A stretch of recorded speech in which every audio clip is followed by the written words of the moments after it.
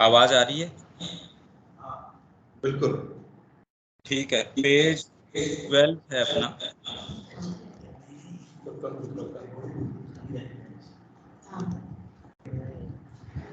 ये हमने इस प्रश्न से शुरू किया था। ये एक पैराग्राफ तो हम कर चुके हैं। इसको एनीहाउ मैं शुरू से ऊपर से पढ़ देता हूं। ये प्रश्न है, पश्चिम के सभी गर्वीले राष्ट्रों का एक अंत सुनिश्चित है। जब मनुष्य जाति के लिए उनका सीमित कार्य विशेष संपूर्ण हो जाता है, तब उनका क्षय एवं तिरोहित होना निश्चित है। इसका क्या अर्थ है? इसके विषय में हमने पिछली बार भी कुछ चर्चा तो करी थी। इस बार ये पूरा का पूरा ही आ जाएगा। ये किसी भी राष्ट्र का स्थायित्व इस पर निर्भर करता है कि अस्तित्व के विषय में उसका मूलभूत विचार क्या है। इस जगत में जो भी भौतिक, प्राणी और मानसिक रूप हैं, वे सभी अपना सत्य शाश्वत से ही ग्रहण करते हैं। जितना ही ये शाश्वत के निकट होते हैं, उतना ही इनका स्थायित्व होता है। परंतु यदि कोई शाश्वत सत्ता को किसी सुदूर सत्य के रूप में माने और जगत में भौतिक या आंतरिक अभिव्यक्तियों को ही भ्रमवश उसका सच्चा स्वरूप समझ बैठे, तो यह एक अपेक्षाकृत मिथ्या एवं अस्थायी आदर्श होगा, जो कि इसी कारण अधिक समय तक अस्तित्वमान नहीं रह सकेगा। यहाँ तक तो हमने कर लिया था। इसमें मेरे को इको आ रही है, वापस रिपीट हो गया।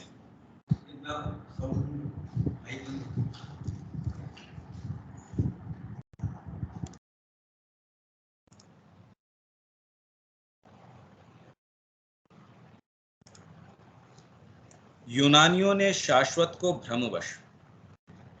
देखिए, शाश्वत की अवधारणा हम किस तरीके से करते हैं, उतना ही हमारा अस्तित्व या स्थायित्व होता है। जैसे कि हम अगर अपने आप को शरीर मान बैठें, इस पे निर्भर करता है कि हमारी संस्कृति, हमारा जीवन, हमारा चिंतन, हमारी अभिव्यक्ति, वो सारी इसके ऊपर निर्भर करती है कि हम अपने अस्तित्व के विषय में क्या विचार रखते हैं, और उतना ही हमारा स्थायित्व हो सकता है।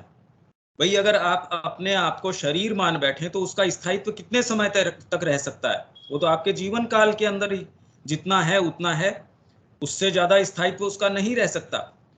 भारतीय संस्कृति इसको एक अमर आत्मा के रूप में मानती है, इसलिए हमेशा ही स्थायित्व है।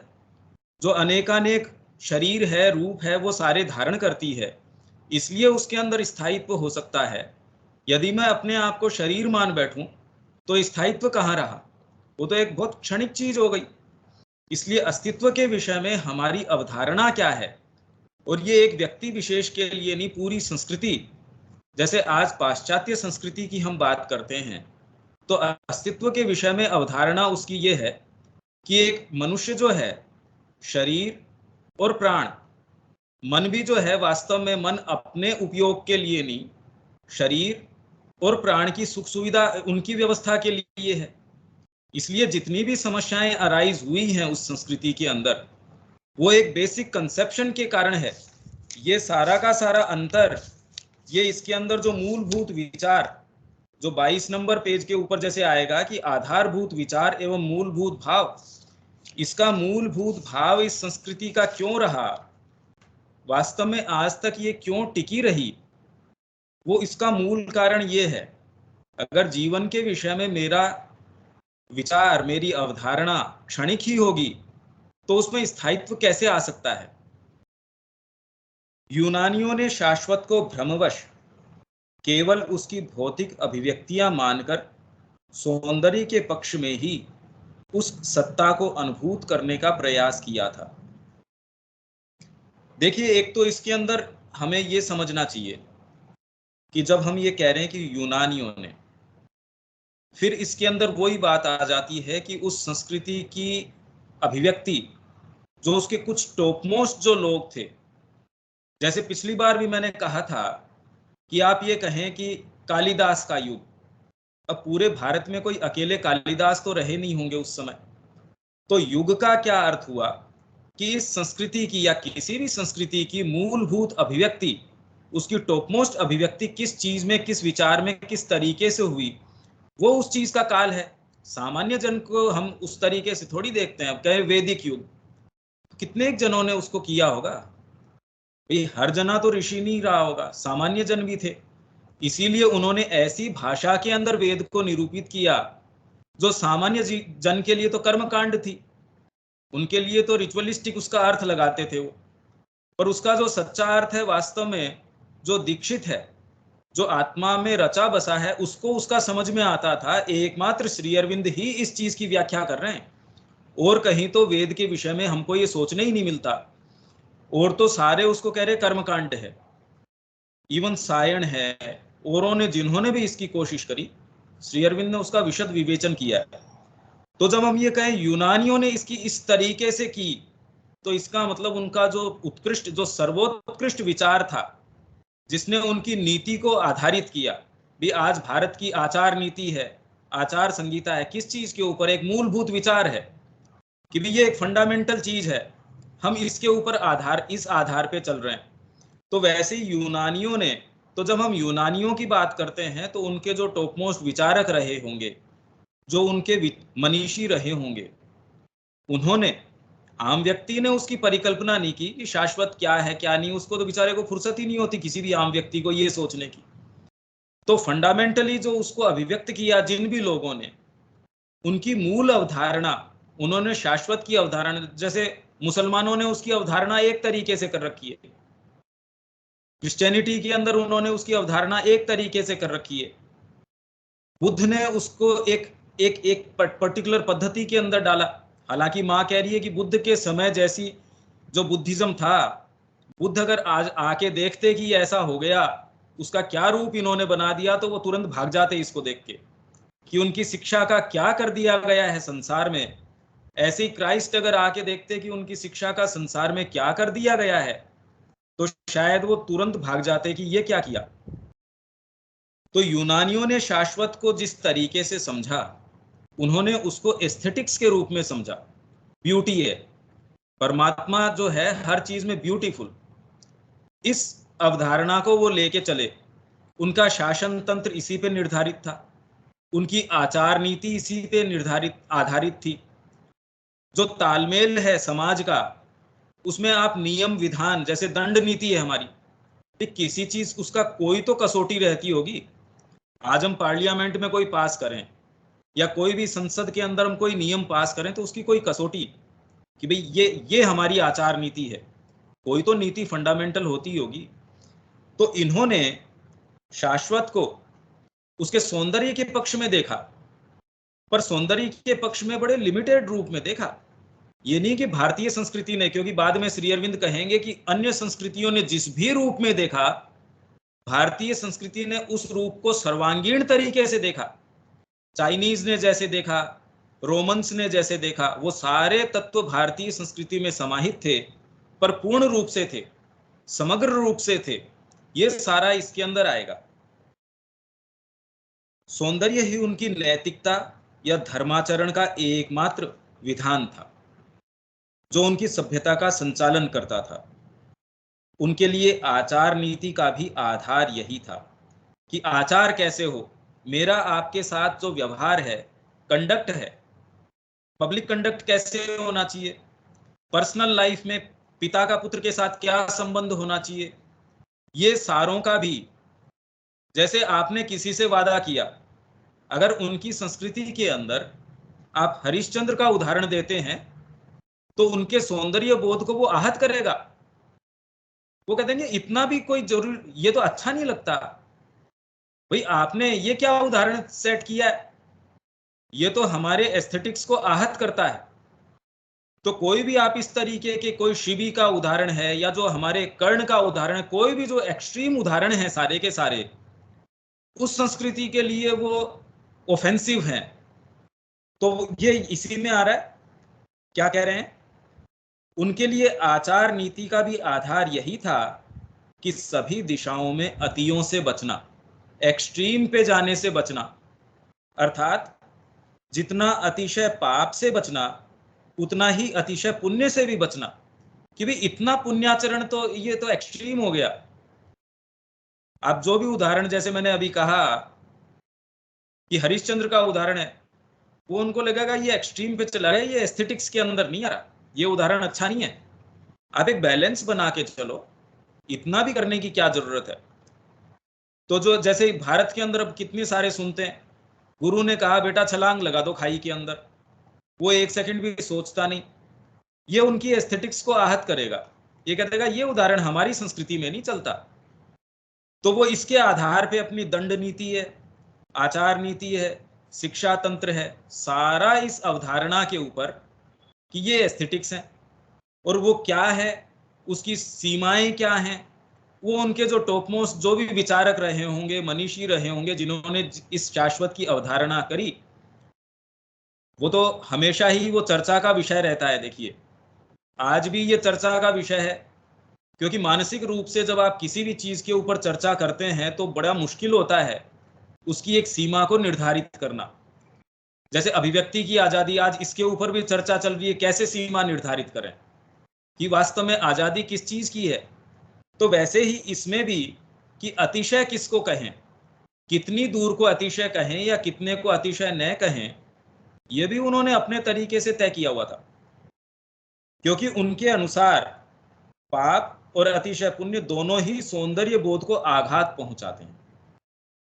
सारा शासन तंत्र इस पर आधारित था कि व्यक्ति के स्वयं के प्रति दायित्वों तथा दूसरों के प्रति प्रतिबद्धताओं के बीच ठीक ठीक संतुलन हो। और अभी आपने अपना सर्वस्व दे दिया गुरु के प्रति, तो आपका अपना इसके अंदर कल्याण क्या हुआ? यह तो अच्छी बात नहीं है। तो आपकी अपने प्रति दायित्व है, अपने परिवार के प्रति है, और आपकी प्रतिबद्धताएं, उनके बीच तालमेल बना के चलो। उनकी तालमेल की अपनी परिभाषा थी। तो इस तरीके से सारा तंत्र इस सौंदर्य बोध के ऊपर आधारित था। हालांकि इसके अंदर हमको ये समझना चाहिए कि भारत का सौंदर्य बोध है वो भी मूलतः आत्मा से शुरू होता है। इसमें अंतर है। यहाँ की नैतिकता है, मतलब एथिक्स हैं, एस्थेटिक्स हैं, जितनी भी चीजें हैं उसका उद्गम भी अलग स्थान से है। जैसे आप एस्थेटिक्स की बात करें, वे शेक्सपियर की कवित्व शक्ति के विषय में श्री अरविंद कहते हैं कि वो कालिदास से इनसे कम नहीं थी, पर विषय वस्तु क्या है उसके तो कोई कंपैरिजन ही नहीं है। आज जो व्यास जी उसके अंदर जो चीज लेके आ रहे हैं, शेक्सपियर की कोई तुलना नहीं है। कवित्व शक्ति तो जबरदस्त हो सकती है, पर कंटेंट क्या है उसका? मेरा टीवी तो, टेक्नोलॉजी तो टॉप मोस्ट है, पर उसमें सामान क्या दिखाया जा रहा है? तो वैसे ही कवित्व शक्ति तो निश्चित रूप से श्री अरविंद ने कहा कि जो टॉप मोस्ट कवियों के अंदर उसकी गिनती हो सकती है। पर जो भारतीय संस्कृति की जो कल्पना है, महाभारत के अंदर जो गई है, जो आपके तुलसीदास जी की रामायण है उसमें जो गई है, उसका तो कोई लेश मात्र भी उसमें देखने को नहीं मिलता। वो तो खाली ट्रेजिक अंत ही है, ट्रेजिक अंत है उसके अंदर, तो सुखांत तो उसमें होता ही नहीं है। हाँ, कवित्व शक्ति की जहां तक बात है वो बेजोड़ है। वो दुनिया के सर्वश्रेष्ठ कवियों के बीच में उस शक्ति के कारण उनकी गिनती हो सकती है। शिष्टाचार उनकी सार्वजनिक नैतिकता का आधार था और उनकी निजी आचार नीति में अनुपात का बोध ही संयम या अंकुश का एकमात्र विधान था। अब ये बातें आ रही है, वास्तव में तो आप इसके ऊपर पूरी पुस्तक भी पढ़ लें, किसी और पुस्तक को पढ़ लें श्री अरविंद की बजाय, कभी ये पर्सपेक्टिव नहीं आ सकता कि वो वास्तव में संस्कृति कर क्या रही थी। जो यूनानी संस्कृति थी, आप उसकी सारी डिटेल पढ़ लेंगे, वैसा ही है जैसे हाथी की डिटेल अगर अंधे बताएं तो कितने भी अंधे उसको बताएंगे, वो पूरी पिक्चर ये नहीं कहेंगे ये हाथी है। तो आपको कभी ये पता नहीं चलेगा उन डिटेल से कि वास्तव में बात किस चीज की हो रही है। श्री अरविंद ने थोड़े से ही सारगर्भित रूप से हमको एक पर्सपेक्टिव दे दिया कि पूरी संस्कृति का थ्रस्ट था क्या। तो अब जो उसकी डिटेल अगर हम पढ़ें कि कैसे उनकी आचार नीति थी, अर्थतंत्र कैसा था, तो वो डिटेल अपने अपने स्थान पे, सही स्थान पे आनी शुरू हो जाती है। यही यूनानी सभ्यता की विशिष्टता रही और यही एक पृथक संस्कृति के रूप में उसके अस्थायित्व का भी कारण रहा। भाई लिमिटेड कंसेप्शन है तो वो एक समय सीमा के अंदर ही रह सकता है, जितने भी दिन चलेगा उतने ही दिन चलेगा। तो एक तुलना तो ये हो गई। उसके बाद भाई ये इस परिप्रेक्ष्य में है कि पश्चिमी जगत के जो राष्ट्र, उनका एक सीमित उद्देश्य था, एक समय विशेष के लिए रहे, उसके बाद तिरोहित हो गए। तो वैसे ही अब रोमन सभ्यता बड़े समय तक रही, यूनानियों से ज्यादा समय तक रही, उनका कंसेप्शन इससे भिन्न था। रोमन संस्कृति ने भ्रमवश शाश्वत की धारणा एवं व्याख्या सौंदर्य नहीं अपितु विधान द्वारा संचालित बल के रूप में की। इसीलिए जिस राज्य को वो जीत भी लेते थे तो उनकी नैतिकता का विधान ये क्या था कि उसको भी बराबर के अधिकार थे। इसीलिए इनकी जो सुदृढ़ता थी, रोमन जो एम्पायर था उसका विस्तार बहुत विशाल था और बहुत लंबे समय तक टिका रहा, क्योंकि अनुशासन जबरदस्त था इनके अंदर। चाहे परिवार हो, चाहे सामान्य जीवन हो, अनुशासन बहुत कठोर रूप से अनुशासन, क्योंकि उन्होंने शाश्वत को किस रूप में देखा? एक एथिक्स के रूप में, एक विधान विधान के रूप में उसकी परिकल्पना की, सौंदर्य बोध के रूप में परिकल्पना नहीं करी। तो अब सारा जो इन्होंने अपना स्ट्रक्चर बनाया वो इस तरीके से बनाया। हालांकि अब हमको एक इसका भी वास्ट तरीके से पढ़ने की आवश्यकता या समझने की आवश्यकता है कि उन्होंने किया क्या। भाई एक्चुअल में ये तो एक पर्सपेक्टिव है, पर डिटेल में उन्होंने क्या किया तब हमारे समझ में आएगी। श्री अरविंद ने इसका वर्णन किया है, इसमें भी थोड़ा बहुत आएगा, पर क्योंकि वो तो विषयांतर हो जाता है, हमारा वो उद्देश्य नहीं है। हमारा तो भारतीय संस्कृति किस तरीके से उसको निकाल के लेके आई, वो है इसमें उद्देश्य। तो रोमन संस्कृति ने भ्रमवश शाश्वत की धारणा एवं व्याख्या सौंदर्य नहीं अपितु विधान द्वारा संचालित बल के रूप में की और उसी के अनुरूप अपना संपूर्ण सामाजिक राजनैतिक ढांचा बनाया तथा अपनी आचार नीति व्यवस्थित की।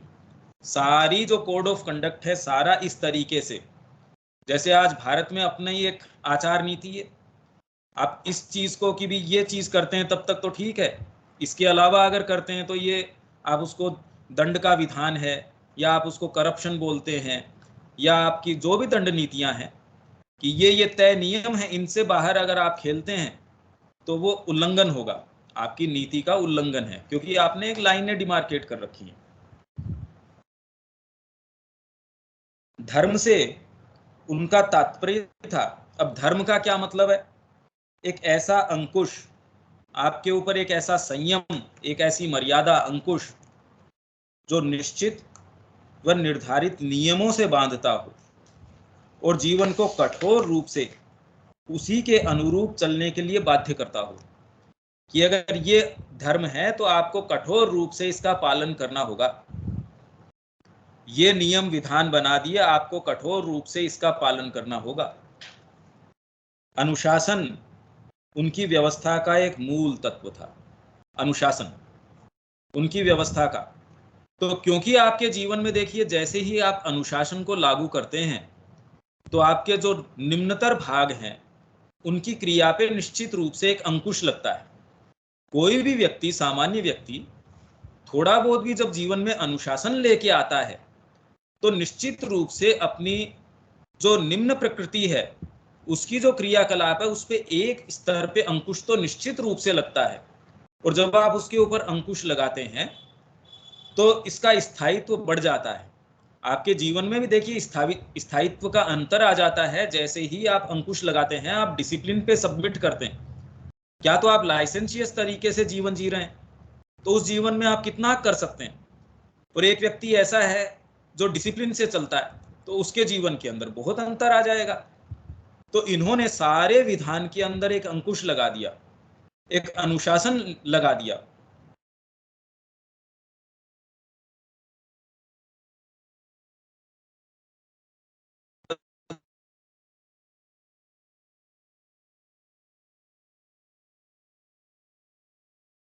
है, परिवार के प्रति आपकी भी निष्ठा है, ऐसा कौन है जिसकी निष्ठा नहीं है, पर अनमनीय ये नहीं चल सकता। इसके अंदर इस चीज का कोई स्कोप नहीं है, इस चीज के लिए स्पेस नहीं है कि परिवार के अंदर भी आपके जो दायित्व हैं उसमें आप छेड़छाड़ कर सकें।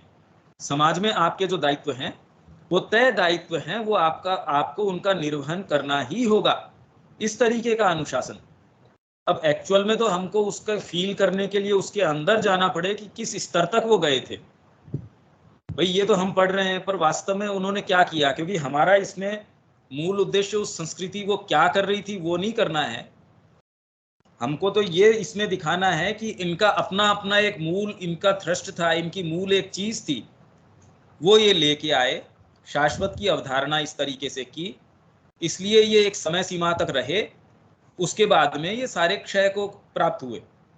हम तो खाली ये पॉइंट रेज करना चाह रहे हैं, उसके बाद में भारतीय संस्कृति क्यों जीवित रही, इसलिए हमारा मूल तो संस्कृति के ऊपर है, इसके ऊपर नहीं। और चूंकि अनुशासन पार्श्विक आवेगों पर आ गई, वही बात, बहुत कुछ लगाम लगा देता है। भाई हमारी सारी हेल्थ की समस्याएं हैं, साइकोलॉजी की समस्याएं हैं, मूलतः किस लिए है, क्योंकि हम लाइसेंस के रूप में जीवन को ले रहे हैं। अगर हम हेल्थ को भी बहुत अनुशासन से चलेंगे तो हेल्थ का बिगाड़ हो ही नहीं सकता।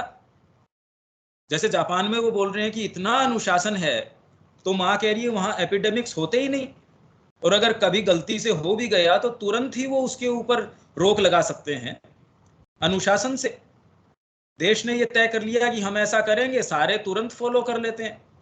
यहाँ तो कितना इसमें मशक्कत करनी पड़ती है, और उसका भी खैर श्री अरविंद बताएंगे उसका क्या कारण है।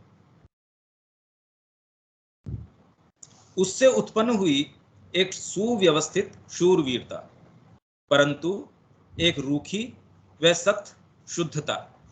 भाई आप और हम प्रेम से बात कर रहे हैं, अब इसमें हम बार बार अनुशासन बीच में लेके आए तो बताइए कितनी देर हम प्रेम से बात कर सकेंगे। हम ये कहेंगे नहीं इतना बजे तो मेरे को उठ जाना है। अब कोई फ्लो चल रहा है, जैसे आपने प्रश्न पूछा किसी से, अब वो फ्लो चल रहा है, आप तो कहें नहीं बस इतना बज गया तुरंत लाइटें बंद करो, तो बताइए अब उसमें तो कोई बात नहीं हो सकती। तो आप हमेशा ही यथायोग्य समझ के चलते हैं कि भी नहीं इसमें तो चलेगा। अच्छा ये कैसी चीज हो रही है, इसमें अब समय सीमा तय नहीं करी जा सकती। पर जिसको ये इस चीज का आइडिया नहीं है वो तो बिल्कुल खांचे के हिसाब से, कटे कटे खांचे के हिसाब से चलेगा। पर जीवन तो खांचे के हिसाब से नहीं बढ़ सकता, जीवन तो एक लय के हिसाब से, एक फ्लो के हिसाब से चल सकता है। जहां अनुशासन है वहां अनुशासन है। जितने के अंदर आपको क्या करना, आपको भाव आ रहा है, आप प्रेम से भगवान के लिए भजन गा रहे हैं, अब कहते नहीं आपको तो 9:01 पे खत्म कर देना है, बताइए कैसा रहे। या कोई भी इस तरीके की चीज है तो अनुशासन की एक सीमा है कि इसके ऊपर इस तरीके का अंकुश लगाया जा सकता है, लोअर मेंबर्स पे लगाया जा सकता है, पर माइंड से ऊपर की जो चीज आएगी उस पे माइंड अंकुश कैसे लगाएगा ये बताइए। वो तो उसका अधिकार क्षेत्र नहीं है, ये एक बड़ी समस्या है।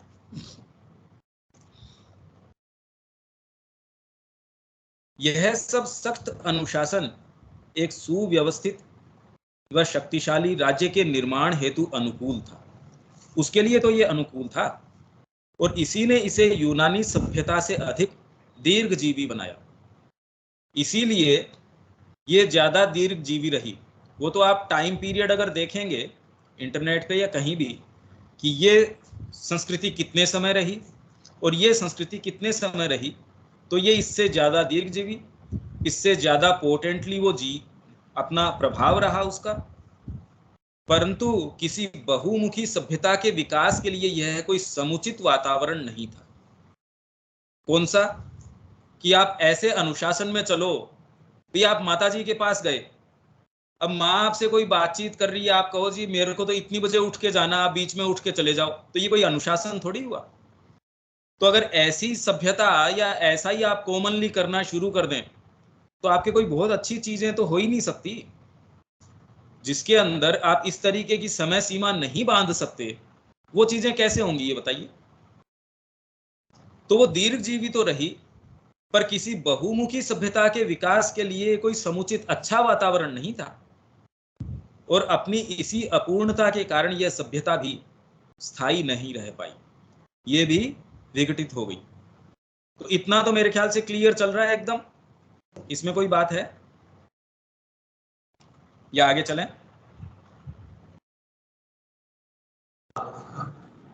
यस। ठीक है।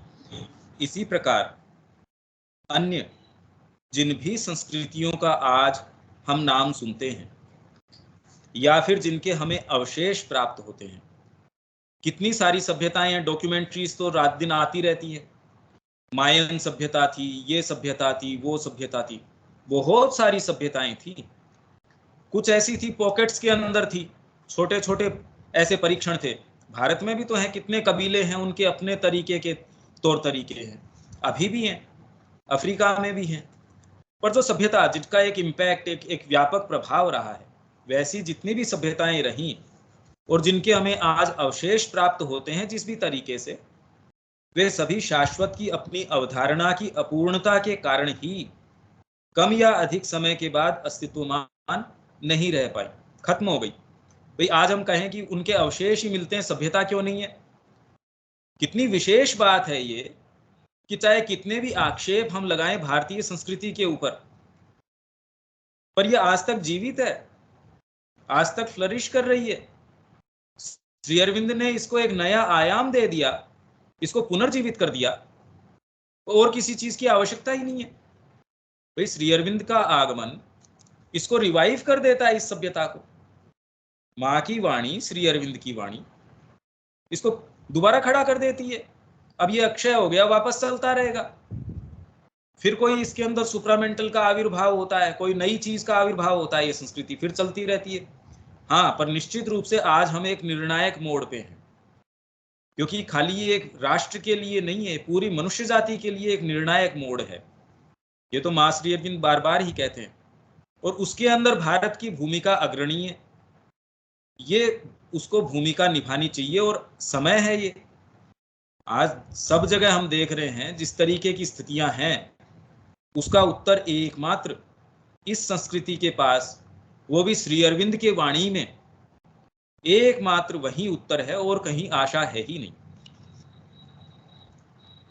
वे सभी शाश्वत की अपनी अवधारणा की अपूर्णता के कारण ही कम या अधिक समय के बाद अस्तित्वमान नहीं रह पाई। इसी अर्थ में हम कह सकते हैं कि ये सभी वैश्विक विकास क्रम में, मतलब यूनिवर्सल जो एक एवोल्यूशन चल रहा है, उसमें प्रकृति द्वारा किए ऐसे परीक्षण रहे हैं जिनके परिणाम हमें स्पष्ट रूप से यह दिखाते हैं कि परमात्मा के किसी एक पक्ष विशेष का अपना एक सत्य होता है, परंतु एकांगी रूप से प्रयुक्त किए जाने पर वही मिथ्यात्व हो जाता है। किसी एक चीज का सत्य है, आप ये कहें कि इस समय आपको लेफ्ट लेना चाहिए, आप कोई यात्रा पे जा रहे हैं, उसका सत्य है। पर जब वो उसका समय विशेष के ऊपर उसका जो सत्य है, उसका अपना उपयोगिता है, वो हो गई, पर मैं कहूं बस लेफ्ट ही लेफ्ट लेते रहना, आप कभी पहुंच जाएंगे क्या? या परमात्मा जो है उसका रूप यही है, अद्वैत है, तो फिर दूसरे रूपों का क्या होगा? वो भगवान कृष्ण ही है, तो फिर दूसरे रूपों का क्या होगा? तो भारतीय संस्कृति कभी एक रूप में, चाहे कितना भी विशाल रूप हो, भाई आप कितने पुराण पढ़ते हैं, गणेश पुराण है, देवी पुराण है, उसमें सारों को परात्पर तक ले गए। देवी पुराण में कह रहे हैं ब्रह्मा विष्णु महेश तो इन्हीं के बच्चे हैं। आप विष्णु पुराण में पढ़ेंगे, उसके अंदर सारे उसी से निश्रित होते हैं। तो कितना एक विशाल सत्य है इसके अंदर कि हर चीज परात्पर का स्वरूप है। और कोई संस्कृति तो लड़ाई कर लेती है इसके अंदर। भाई यहां तो कह रहे गुरु साक्षात परम ब्रह्म, और आपका और आपकी पत्नी का गुरु भी अलग अलग हो सकता है, दोनों परम ब्रह्म हो सकते हैं। ये भी देखो कितनी जोरदार बात है। बेटा है, उसका गुरु अलग परम ब्रह्म है। घर में 8 जने, 8 का अपना अपना गुरु है, सारे परम ब्रह्म हैं। अब बताओ कैसे ये चीज, क्योंकि और हम कंफर्टेबल हैं इसमें, हमको कोई दिक्कत नहीं है कि भी क्या दिक्कत हो सकती है। आप में से एक है मां श्री अरविंद की भी फोटो रखता है, और गणेश जी की भी अगर धूप करता है तो उसको कोई ऐसा नहीं है, क्योंकि माँ ने भी गणेश जी का मंदिर बनवाया है। तो अगर ये कह दे कि साहब ये क्या बात चल रही है, कोई दूसरा समझ ही नहीं सकता इसको। फिर सारे क्यों नहीं समाहित हो सकते? आपने एक नाटक लिख दिया तो आप उसी के अंदर कैद हो गए, ये तो बड़ी समस्या की बात हो गई कि जे आप तो अब कोई दूसरा नाटक नहीं लिख सकते। और आपने अगर कोई ट्रेजेडी लिख दी तो अब आप कोई कॉमेडी नहीं लिख सकते, ये कोई बात थोड़ी हुई। तो ये सारे आयाम, सारे सत्य परमात्मा के हैं। अब समय विशेष के लिए, जैसे आपके आर्य शिक्षा पद्धति थी, अब आर्य शिक्षा पद्धति के कारण सारे कितने आपके उसके अचीवमेंट्स थे, जितनी भी संस्कृति की उपलब्धियां थी उस शिक्षा पद्धति के आधार पे थी। पर अगर आज के परिप्रेक्ष्य में कितने सारे परीक्षण है, वो सोचते हैं कि वही शिक्षा पद्धति को आज भी उतार लाएं। तो श्री अरविंद बाद में ये कह रहे हैं कि उसके मूल तत्व, उसके मूल भाव को तो हम पकड़ सकते हैं, पर आप ये आग्रह करें कि वही रूप हम वापस ले आए, ऐसा नहीं होगा। और होता क्या है, हम वास्तव में रूप पे आग्रह करते हैं और स्पिरिट हमसे चूक जाती है, तो वो कभी भी नहीं हो पाता। ये बहुत ज्यादा विवेचन इसमें आर्य शिक्षा पद्धति में आने वाला है, और ये हमारे लिए बहुत विचार करने की बात है कि आज जितनी भी समस्याएं हैं, मूल समस्याएं इस चीज की हैं। भारतीय संस्कृति की भी जब हम बात करते हैं तो रूपों की बात करते हैं, टीका लगाना चाहिए, ये करना चाहिए, व्रत करना चाहिए। उसके पीछे क्या था, अगर हमको उसका मूल का पता न हो और आज उसकी क्या प्रासंगिकता है और आपके लिए है भी या नहीं है, और है तो कितनी है, इसके उत्तर कौन देगा, कौन निर्धारित करे? ये मां श्री अरविंद तो सारी बात बताते हैं।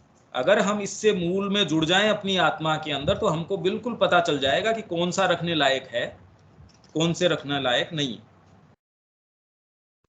भारतीय संस्कृति की विशिष्टता, अब आ गई ना ये बात, भारतीय संस्कृति की विशिष्टता यह रही है कि उसने सतही आवरण को उठाकर, मतलब आवरण है, ढक रखा है परमात्मा को, आत्मा को हमारे शरीर ने ढक रखा है, तो ये सारे आवरणों को हटा के अब मैं आपसे एक शरीर के रूप में मिलूं या आपके एक जो पर्सनैलिटी है उस रूप में मिलूं, पर माँ किस रूप में मिलती थी, कैसे देखती थी, श्री अरविंद आपको किस रूप में देखते थे, मिलते थे, या गुरु आपको किस रूप में देखते हैं, आपको शरीर रूप से थोड़ी देखते हैं, आपकी जो काबिलियत है या नाकाबिलियत है उस हिसाब से भी नहीं देखते, वो एक आत्मा के स्वरूप में देखते हैं।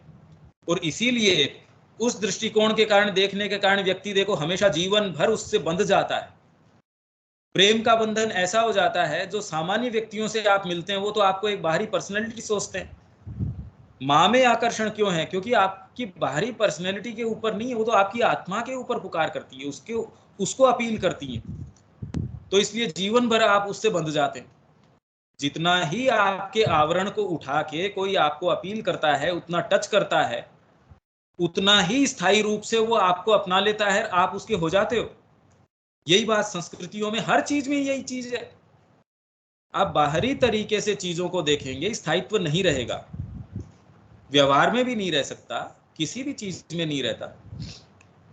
तो आवरण को उठाकर शाश्वत का उसके सत स्वरूप में साक्षात्कार किया, परंतु शाश्वत को उसने केवल सार्वभौम परात्पर सत्ता के रूप में ही नहीं देखा कि कोई यूनिवर्सल पावर है, उसकी बुत नहीं बनाई जा सकती। भी हम ये कह रहे हैं कि साहब ये जो आपका अल्लाह है वो तो इस तरीके का है, उसकी मूर्ति नहीं बनाई जा सकती। तो आप कांटेक्ट कैसे करोगे? भाई मूर्ति नहीं भी बनाना तो भी आपकी कल्पना जो है, माइंड तो मूर्तियां गढ़ने के अलावा काम कर ही नहीं सकता। आप अमूर्त की कल्पना भी मूर्त बना के करते हैं। अमूर्त की कल्पना माइंड कैसे करेगा? समय से परे की कल्पना माइंड नहीं कर सकता, वो भी काल के अंदर ही करेगा, क्योंकि उसका स्ट्रक्चर ही इस तरीके का। तो हम कहें कि अमूर्त को मैंने अमूर्त की कल्पना करी है, तो जैसी कल्पना करी आपने, मूर्ति तो गढ़ दी उसकी जिस भी तरीके से, पर आपने उसकी मूर्ति गढ़ दी। तो वैसे ही खाली कोई एक परात्पर सार्वभौम सत्ता के रूप में ही उसकी परिकल्पना नहीं करी कि ये तो साहब ऐसा नूर है, आंखें देख नहीं सकती, कान सुन नहीं सकता, विचार के लिए अगम है, फिर भी आप उस मूर्ति को, एक शालिग्राम की मूर्ति को भी आप कितने अनन्य भाव से पूजते हैं, देख लीजिए, और उससे आपका संपर्क भी साधित हो जाता है, वो आपके लिए चमत्कार भी कर देता है। फिर गोवर्धन जी की एक आपको वहां एक छोटा सा मिलता है पत्थर, और वो आपसे बात करने लगता है, बताइए। तो अगर परमात्मा को आप कपड़े नहीं पहना सकते थे, आप उसके भोग नहीं लगा सकते थे कि परमात्मा तो एक हवा है, बताओ कैसे प्रेम कर लेंगे? हवा से क्या प्रेम कर लोगे आप? कि वो तो एक आकाश स्वरूप है, कैसे प्रेम करोगे? उससे संबंध कैसे स्थापित करोगे? तो हमारी सत्ता का जो इमोशनल पार्ट है, हार्ट है, ये तो सबसे ज्यादा आकृष्ट होता है, परमात्मा की ओर लेके जाता है, वो पार्ट तो आपका सूना रह जाएगा। आप जाओगे कैसे? माइंड से। माइंड से कोई गया है परमात्मा की ओर? तो जो सबसे इंपॉर्टेंट और सबसे पावरफुल लीवर है, मैं ये कह दूं, वो तो सार्वभौम सत्ता है। अब बताइए आप उससे संबंध कैसे बनाएंगे? आज हम माँ की प्रतिमा, माँ को देख के उसमें परमात्मा को देख रहे हैं, एक संबंध हमारा स्थापित हो गया। अब मैं कह दूं नहीं, माँ ये वाली नहीं है। आप ऐसी कल्पना करो, पूरी व्याप्त है, पूरा विश्व है। अभी हमसे नहीं हो सकता। हमको एक कोई ऑब्जेक्ट चाहिए जिससे हम रिलेट टू कर सकें, जिससे हम उससे संबंध स्थापित कर सकें। तो इन्होंने केवल सार्वभौम परात्पर सत्ता के रूप में ही नहीं देखा, अपितु उसी सत्ता को सभी कुछ की विशिष्ट आत्मा के रूप में भी देखा। इसलिए एक एक कण के अंदर, कि ये कण पूरा विश्व और इससे परे भी परमात्मा है, पर ये कण भी परमात्मा है। इसलिए वो लॉजिक बोलते हैं, परमात्मा का मैथ्स क्या है कि पूर्ण में से पूर्ण निकाल दो तो पूर्ण ही बचता है। पूर्णमेवावशिष्यते, वो एक जो श्लोक चलता है कि पूर्ण में से पूर्ण को घटाओ तो पूर्ण बचता है। पूर्ण को पूर्ण से जोड़ दो, घटा दो, गुणा कर दो, कुछ भी कर दो, पूर्ण तो पूर्ण ही रहता है। अब ये पूर्ण की गणित है, हमारे यहाँ तो ये गणित चल रही है। अब ये कैसे समझ में आए जब तक कि हम इस भाव में नहीं जाएं। अब हर विशिष्ट तत्व को उसने परमात्मा के रूप में देखा। वह इस दृश्य जगत से पृथक उस शाश्वत की एकांतिकता तक भी पहुंची, और साथ ही साथ उसने यह भी देखा कि वही सत्ता जगत की असंख्यों अभिव्यक्तियों में भी व्याप्त है। कहने का मतलब ये हुआ, दृश्य जगत आपकी खाली आंखों से ही नहीं, आप जो कुछ स्पर्श कर सकते हैं, जिस किसी को सेंस कर सकते हैं, हवा को मैं सेंस कर सकता हूं, तो ये भी एक दृश्य जगत में आ गया। साइंस जितनी भी चीजों से को आंखों से नहीं, जिस भी तरीके से देख रही है परोक्ष रूप से, वो सारे दृश्य जगत के अंदर है। कि आप किसी भी तरीके से आपके सेंसरी परसेप्शंस के द्वारा कितने भी सूक्ष्म हो, उनके द्वारा उन तक पहुंच पा रहे हैं। तो इस दृश्य जगत से पृथक उस शाश्वत की एकांतिकता, एकांतिक मतलब एक्सक्लूसिवली वहीं तक। जैसे भगवान बुद्ध हैं, उन्होंने कहा भाई ये कोई भी चीज नहीं है, तो वो अपने आप में एक सही है।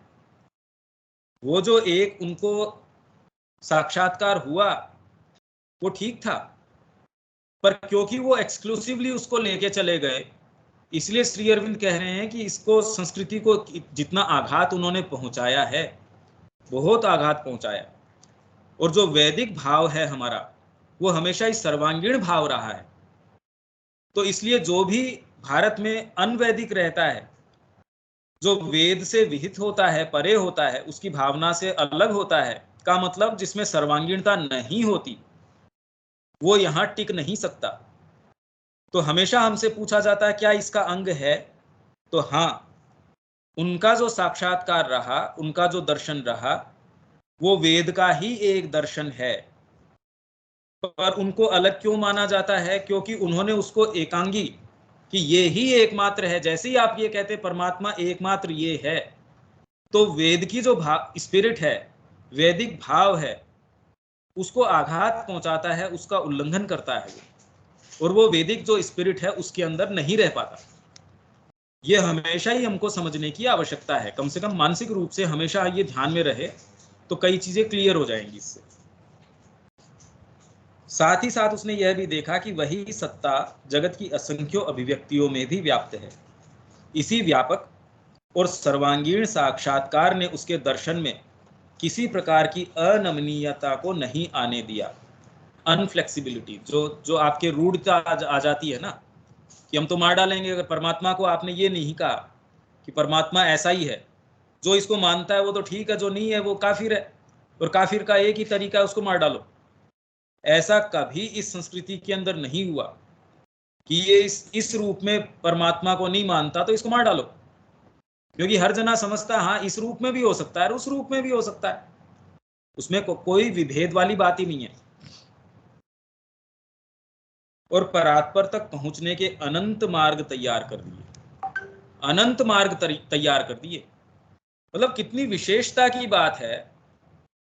वही शंकराचार्य जी अद्वैत की बात कर रहे हैं और वही शंकराचार्य जी अपने एक दूसरे मोमेंट के अंदर गतिस्त्वम की बात कर रहे हैं, त्वमेका भवानी, वो भवानी की भी बात कर रहे हैं और किसी को कोई दिक्कत भी नहीं है। तो श्री अरविंद ने कहा कि कितनी विचित्र बात है, परमात्मा एक बार हंसा, वो एक सार्कास्टिक तरीके से श्री अरविंद ने एक जगह लिखा कि 3 बार हंसा। एक बार तो जब अपनी माँ के दाह संस्कार के अंदर वो गए, तो ऐसे वो 2-3 वाक्य उनके बताते, बड़ी विचित्र बातें हैं ये सारी, यही आप समाहित कर सकते हैं इस संस्कृति के अंदर ये सारे विरोधाभास, क्योंकि इनका सबका अपना सत्य है। आप कोई एक लकीर पकड़ के कैसे निकल सकते हैं? अभी ब्रह्मांड भी जो है एक पूरी कोई सपोज गोल चीज है, एक लकीर से कैसे उसको आप समाहित कर सकते हैं? आपको तो उतना ही ऑल एनकम्पासिंग होना पड़ेगा। एक व्यक्ति ही अपने पूरे दिन के अंदर भी कितने अलग अलग इमोशन से, अलग अलग विचार से, अलग अलग भावों से गुजरता है और अपने जीवन काल में कितने कितने पड़ावों से निकलता है, आप कोई एक चीज से उसकी व्याख्या नहीं कर सकते, तो परमात्मा की तो कर ही कैसे सकते हैं? अब आप ये कहते हैं कि परमात्मा का ये डिमार्केटेड स्वरूप है, जैसा कि कई धर्म जो सेमेटिक रिलीजन्स है, तो वैसी कोई चीज अनमनीयता वाली संस्कृति में है ही नहीं, उसका ये कारण है, ये हमको समझना चाहिए। अपनी इसी बहुपक्षीयता और नमनीयता के कारण यह संस्कृति आज भी अस्तित्वमान है। साथ ही जो भी गुण या विशिष्टताएं अन्य संस्कृतियों ने विकसित की, उनमें थी नहीं, विकसित की। भाई जो भी एक मूल भाव था, तो जो उन्होंने विकसित की, इसलिए ये समझने की जरूरत है उनमें थी वाली हमने नहीं लिखा, उन्होंने विकसित की। वे इस संस्कृति में अधिक पूर्ण रूप से विद्यमान थी और अपनी धारणा की व्यापकता के कारण, धारणा की व्यापकता मतलब भी अवधारणा आपने मनुष्य की किस तरीके से की। मैं आपको एक शरीर मानता हूं या भावना मानता हूं, मन मानता हूं, या ये सारी चीजें मानता हूं कि एक आत्मा है जिसने एक व्यक्तित्व धारण किया है, अगर मैं ये मानता हूं तो आपकी सारी चीजें यथा स्थान में रख सकता हूं। पर अगर मैं आपको केवल कोई शरीर मान लूं या शरीर और मन मान लूं, तो बताइए कितने तत्वों को मैं यथास्थान, बहुत बड़ा भाग तो आपका रह जाएगा, आपकी आत्मा तो चूक जाएगी उसमें से। तो क्योंकि इनकी जो अवधारणा थी, उनकी जो धारणा थी वो व्यापक थी, विशाल थी। आपकी धारणा अगर विशाल होगी तो सारी चीजें उसमें समाहित हो सकती हैं। माँ के आश्रम में कितने अलग अलग तरीके के, आप जाते हैं पौंडीचेरी में, आप कहते हैं ये व्यक्ति, कितने व्यक्तियों से आप भी मिले होंगे, यार ये इसको माँ ने कैसे संभाला होगा, या उस समय के भी कितने लोगों के पत्र व्यवहार हम पढ़ते हैं कि माँ श्री ने कैसे इनको सहन किया होगा। पर किया, वो कहते प्रेम के कारण हमने सहन किया सारी चीजों को, क्योंकि व्यापकता थी उसमें, कितनी व्यापकता थी, सारों को यथास्थान। परमात्मा भी तो सारों को सहन कर रहा है, वहन कर रहा है प्रेम के कारण। एक गुरु है, उनके आश्रम में कितने अलग अलग डिस्कॉर्डेंट्स एलिमेंट्स हैं, वो भी कितना प्रेम से रह रहे हैं। इसका उदाहरण तो पांडिचेरी में हम देख ही सकते हैं। अलग अलग मानसिकता, अलग अलग व्यवहार, अलग अलग बैकग्राउंड, और कैसी कैसी सोच, ऐसी ऐसी सोच, और फिर भी एक साथ। इसीलिए एक जगह बिल्कुल स्पष्ट माँ ने ये कहा कि स्पेशली एडवांस साधक है उनकी तो बिल्कुल ही नहीं सुननी है, क्योंकि ऐसे ऐसी चीजें वहां आश्रम में फ्लोट होनी शुरू हो गई थी। तो माँ ने मैसेज दिया कि भी प्लीज, जो स्पेशली जो एडवांस साधक, सो कॉल्ड एडवांस साधक है, उनकी तो सुननी नहीं है। अभी हम जो कह रहे हैं उसकी तो सुनो कम से कम, हम क्या कह रहे हैं। क्योंकि कोई भी कितने सारे एडवांस साधक हो गए, एक ये कहता है, दूसरा ये कहता है, तीसरा ये कहता है, बताओ कैसे चले, क्योंकि वो तो सारे एडवांस्ड हैं। अब कौन किसके ऊपर, वो तो हम नहीं मानेंगे। एक कहता है मेरे को पता है श्री अरविंद की जो प्रणाली क्या है, दूसरा कहता है मेरे को पता है श्री अरविंद की प्रणाली, अब किसको रोक लो आप। तो ये इतने पत्र इनके दिलीप मोहन रॉय के हैं, बड़े विशेष पत्र हैं वो, और वो हमारी जीवन की जो चीजें हैं उनको गांठें बाहर लेके आते हैं। ये बहुत ही सुंदर चीजें। वे इस संस्कृति में अधिक पूर्ण रूप से विद्यमान थी और अपनी धारणा की व्यापकता के कारण उनमें वे दोष देखने को नहीं मिलते जो एकांगी या एक पक्षीय धारणा में देखने को मिलते हैं। ये बात तो क्लियर है कि एक पक्षीय कोई भी धारणाएं होंगी, भाई एक पक्षीय का मतलब ही यही है कि वो तो लिमिटेड है, उसके परव्यू से बाहर कोई भी चीज चली जाएगी, अगर वो उसको भी समाहित करती है तब तो एक पक्षीय रही नहीं। अगर वो एक पक्षीय है तो फिर वो दूसरी चीज को अपने अंदर समाहित नहीं करेगी। इस संदर्भ में भारतीयों के विषय में श्री अरविंद लिखते हैं कि अब ये सारी बात को श्री अरविंद यहां समअप कर रहे हैं, ये मैं पढ़ देता हूं।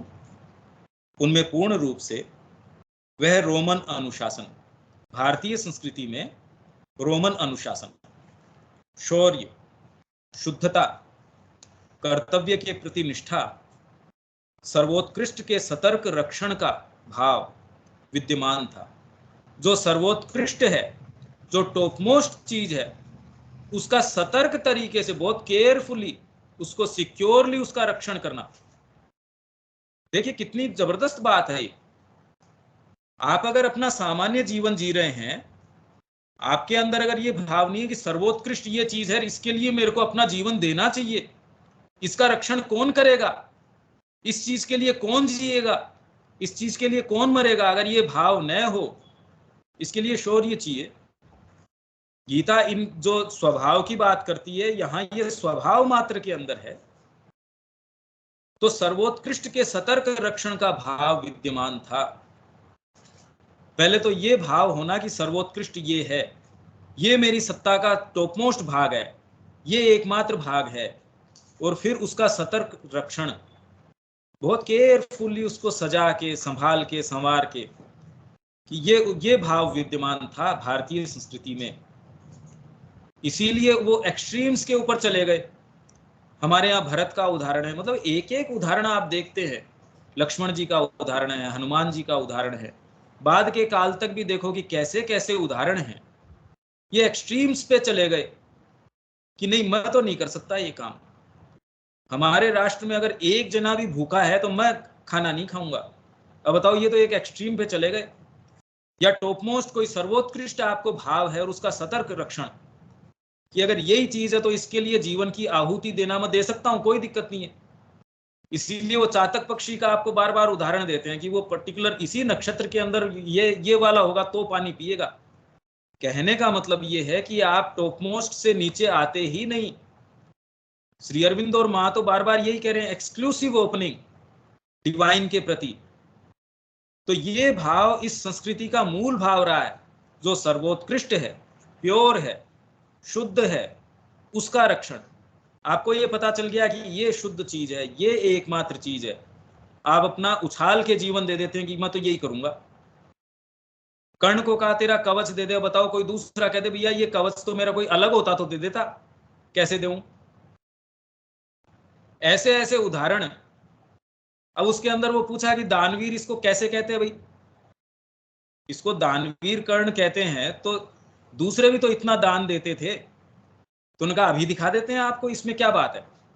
वो एक ब्राह्मण गए, वो युधिष्ठिर के पास गए, जी मेरे को लकड़ियों की जरूरत है, बरसात बुरी हाल बरसात हो रही। कहा भाई सूखी लकड़ियां तो इस समय कहाँ मिले।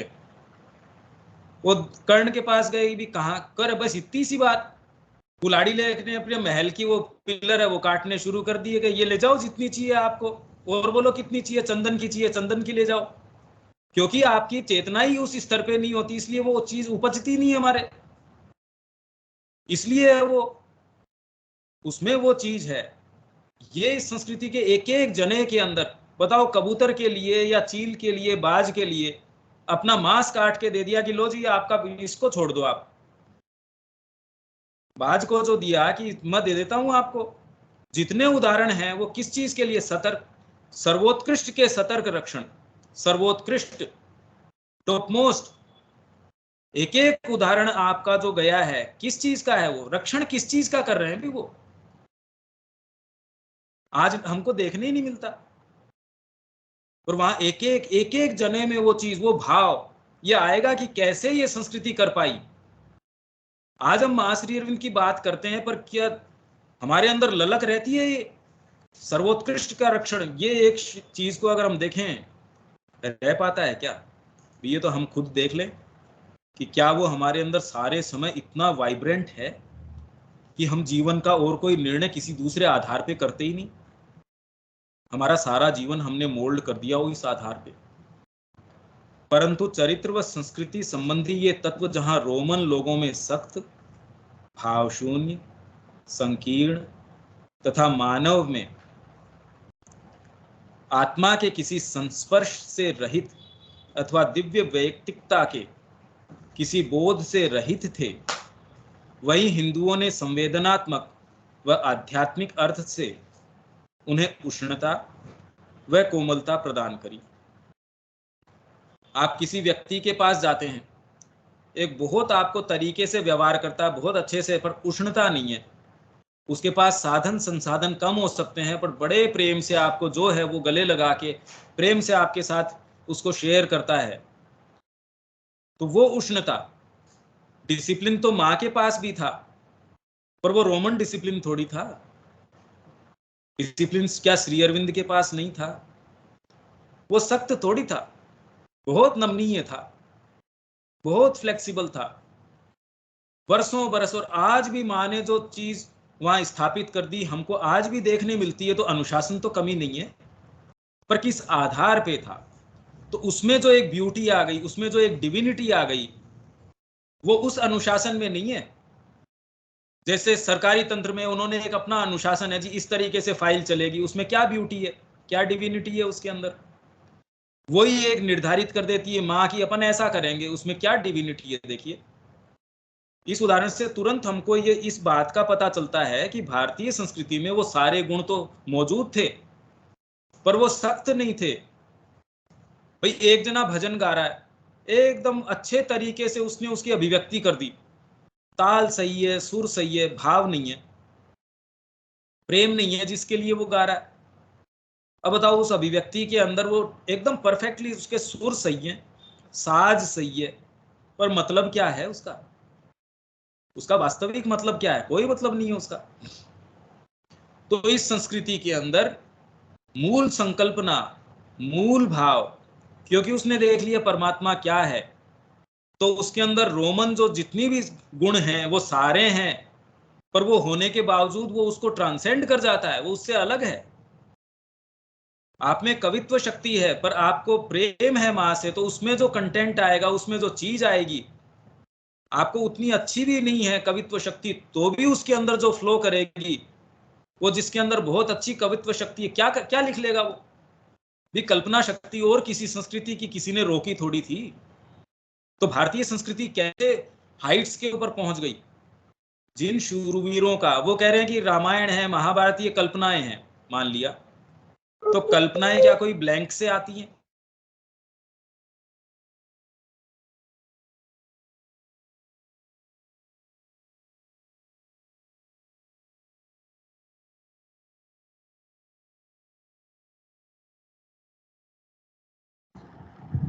ऑडियो नहीं आ रहा है। हेलो, आप आ गया। ठीक है। तो इस आध्यात्मिक अर्थ से उन्हें उष्णता व कोमलता प्रदान करी तथा आत्मा के वैयक्तिक जीवन की परम महत्ता को कर्तव्य परायणता व समाज के सुदृढ़ संगठन से अधिक महत्वपूर्ण व इसके नियामक के रूप में स्वीकार कर इसे व्यापकता व नमनीयता प्रदान करी। देखिए, इसका बहुत ज्यादा गहरा अर्थ है। आप कहें तो इसको ये ऐसे ही नहीं छोड़ सकते, ये तो बहुत ज्यादा गहरी चीज है। इसको यहीं इसमें जाने के लिए एक पूरा हमारा सेशन और लग जाएगा कि किस तरीके से वैयक्तिक जीवन के अंदर आपका मेरे साथ जो संबंध है, मान लीजिए, उसके अंदर हमने डिसिप्लिन के आधार पे, जो रोमन डिसिप्लिन है उस आधार पे हमने तय कर लिया, पर उसकी बजाय अगर मैं आध्यात्मिक तरीके से इसको देखूं, तो आत्मा के वैयक्तिक जीवन की परम महत्ता, आत्मा का वैयक्तिक इंडिविजुअल लाइफ है आत्मा की, कि मैं ये इस तरीके से व्यवहार करूं कि हर जने में, आप में, सब में आत्मा है, आप मेरे से आत्मा के रूप में व्यवहार करें, उस डिसिप्लिन का तो बताइए कोई सानी नहीं हो सकता। उसका तो आप रोमन जो डिसिप्लिन है उससे कैसे तुलना कर सकते हैं उसकी। तो ये कैसे इन लोगों ने किया, कैसे हर जने का इसी संदर्भ में हमारे जो वर्ण हैं, चारों वर्ण हैं, कि परमात्मा ने एक पर्टिकुलर पोइज लिया है, इसके अंदर एक पर्टिकुलर स्टेटस है उसका पर्टिकुलर अभी आश्रम है, क्योंकि आत्मा ने ये आश्रम धारण किया है, वो उसके अंदर अभी है।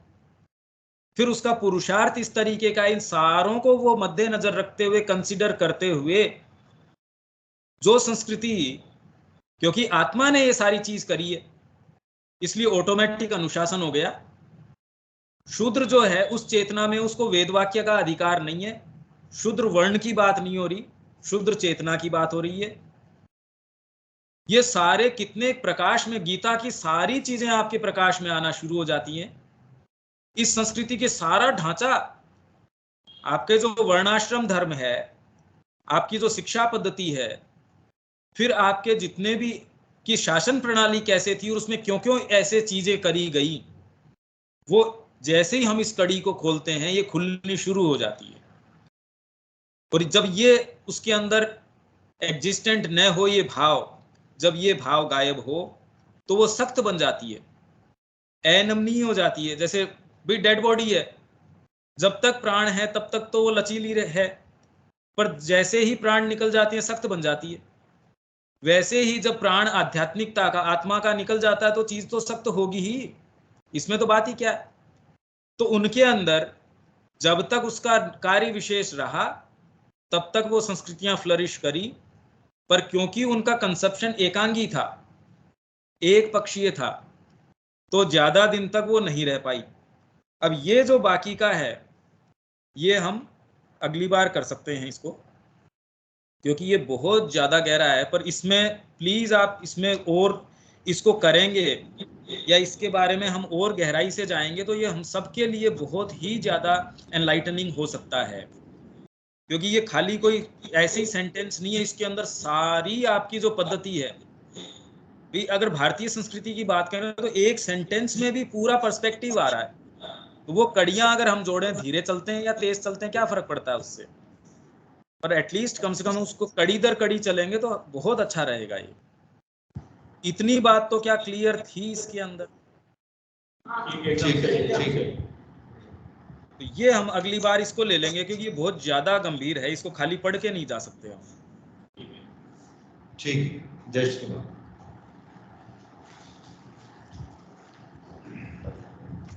ओम करें।